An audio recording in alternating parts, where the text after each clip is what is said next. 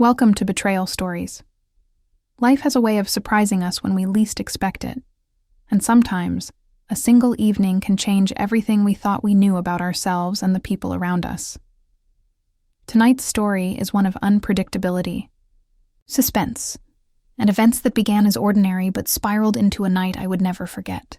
That evening, I found myself alone, sitting in a tiny, dimly lit hotel room with my stepson, Charles. My husband, Adrian, had been away for months, working in another city, leaving not just his physical absence, but a subtle emotional void that I could feel gnawing at me every day. His neglect, the way he seemed indifferent to my feelings, had made the nights long and lonely.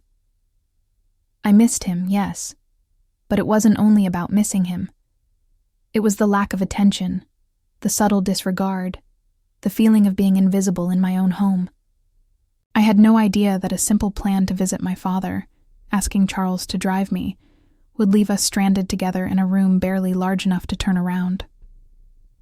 That night would push me through tension, frustration, and emotional challenges I hadn't anticipated, and by the end, it would change my perspective in ways I could never have imagined. The morning began like any other, yet an invisible weight pressed down on me. Looking into the rearview mirror, I caught a glimpse of myself. Tired, yes, but alive. I had strength in my eyes, a spark that refused to be dimmed by months of solitude. Adrian's absence had hurt, yet I felt a strange resolve. I was more than just a wife waiting for her husband to return. I was still a woman capable of handling unexpected turns, capable of navigating life on my own terms. In the kitchen, Charles was finishing his breakfast, his energy filling the room in contrast to my quiet tension. He was 22, young, impulsive, and charming in ways that often skirted on reckless. I called out to him, urging him to practice his driving, reminding him gently that college was approaching and he needed to be prepared. His response, as usual, was playful, a teasing challenge about getting a new car for the summer. I waved it off, urging him to hurry. Inside, I imagined the journey ahead, not realizing that the day would take a turn neither of us expected. The drive began uneventfully. I settled into the back seat, scrolling through my phone while Charles hummed along to the radio, tossing out jokes and funny observations. The landscape passed by, a blur of green fields and empty roads. Suddenly, a loud screech cut through the car's quiet, followed by a complete stop. My heart jumped. "What's happening?" I asked, trying to keep panic from my voice. Charles's expression shifted from casual amusement to frustration as he pulled over. "I think it broke down," he muttered, pulling out his phone to check for service, only to find barely any signal. We were stranded in the middle of nowhere, no help around, and the hours stretched endlessly as we argued, called mechanics, and even tried to fix the car ourselves. By the time we admitted defeat, exhaustion had settled into our bones. The only solution was the nearest motel, and we drove there with a mix of frustration and reluctant acceptance. At the front desk, Charles managed the conversation with the clerk while I stayed behind, tension coiling in my chest. Adrian would be furious if he knew we were stranded, yet strangely, I felt a sense of anticipation. Sometimes life forces you into situations that make you confront aspects of yourself you didn't realize existed. That night, I had a feeling, would be one of those times. The room itself was a disappointment at first glance. Small, cramped, barely enough space to move, with a single bed and a flickering ceiling light that cast everything in a grimy glow. The air conditioning hummed weakly, ineffective against the heat, and the window offered a view only of the parking lot. "This is it," I muttered, disappointment dripping from my voice. Charles laughed behind me. "What did you expect, stepmom? A 5-star hotel?" His tone was teasing, his grin infuriating yet strangely comforting.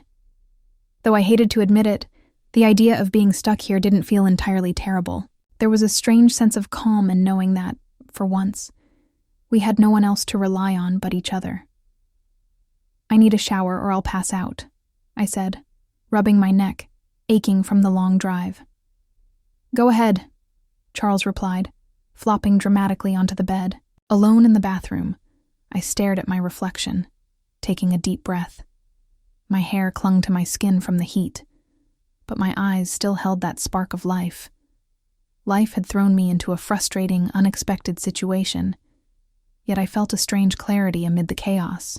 The tiny room, the discomfort, the uncertainty, it all pressed in, yet I could feel myself growing stronger, more self-aware. Charles, despite his youthful impulsiveness, had grown in responsibility. He was no longer just the playful, reckless boy of my memories. He was capable, alert, and somehow his presence reminded me of resilience in myself. The evening brought the mundane tension of waiting for our next steps. I decided to go downstairs for dinner, hoping a brief change of scenery and a light meal would calm my nerves. The hotel restaurant was small, yet cozy, offering a quiet reprieve from the confined room. I ordered a simple meal and a glass of wine, letting the soft clinking of cutlery and the muted hum of conversation soothe me. Outside, the sun had set, and the hotel lights glowed softly, casting a serene, almost cinematic calm across the parking lot. I thought about Charles upstairs, restless and energetic, pacing the small room in frustration. There was an undeniable intensity in his youth, a liveliness that reminded me that life moves on whether we are ready or not. Dinner passed quietly, contemplative as I allowed my mind to wander, replaying the events of the day.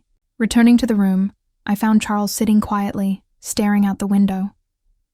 The night seemed heavier now, filled with anticipation and unspoken words. "The car's going to be a nightmare to fix in the morning," he said, a trace of worry in his tone. I exhaled sharply. "I know. We'll manage. We always do." The night stretched long and uneasy, filled with arguments about minor inconveniences, moments of silence, and the restless pacing of a confined space. Yet in that tension, something shifted. Each word, each glance, each sigh carried weight. Our awareness of each other's moods, frustrations, and vulnerabilities deepened. It was uncomfortable, yet revealing. It exposed not only our personalities, but our ability to navigate conflict, make decisions, and adapt under pressure. Just when the monotony of frustration threatened to lull us into resignation, an unexpected knock on the door broke the rhythm of the night. A stranger stood outside, frantic, claiming that his car had been stolen and that he had nowhere to turn. Suspense gripped the small hotel room. Should we trust him? Could we even help? Each second felt like an eternity as we weighed our options. Charles, though younger, handled the conversation with surprising maturity, asking calm, practical questions, while I observed silently, trying to assess the stranger's honesty. In those tense minutes, we became partners navigating a minor crisis, each decision carrying real consequences. The night, once merely frustrating, transformed into a series of moral choices and ethical dilemmas, forcing me to confront fear, responsibility, and trust in ways I hadn't anticipated. By the early hours of morning, the stranger had left, the car had been repaired, and we were ready to continue our journey. Yet, the night had left its mark. I had seen Charles differently now, not as a carefree, reckless boy, but as someone who could think, decide, and act under pressure. For me, the night had been a mirror. It reflected my own patience, my ability to manage discomfort, and my resilience. The tension, the unpredictability, and the small moments of moral choice had all taught me something crucial. Life's challenges are rarely about comfort. They are about character, adaptability, and understanding. As we drove toward the city, I reflected on every detail of the night. Each argument, each pause, each unexpected twist replayed in my mind. The hotel room, small and suffocating, had become a crucible of growth and awareness. The challenges of the day, from the car breakdown to the stranger at the door, had revealed unexpected strengths in both Charles and me. Life, I realized, is unpredictable, often frustrating, yet full of lessons that only become clear in retrospect. This night, though chaotic and exhausting, was one I would never forget. It reminded me that growth often comes from discomfort, that strength is forged in tension, and that the smallest events can ripple into profound changes. For every viewer watching this story, remember, life will surprise you, test you, and challenge you. But in those moments, clarity and resilience emerge. Subscribe to Betrayal Stories and hit the bell icon to follow this journey. This night may have ended, but the lessons, reflections, and suspense continue. Your support through likes and comments keeps these stories alive. Wait until you see what happens next. You won't believe the twists life has in store.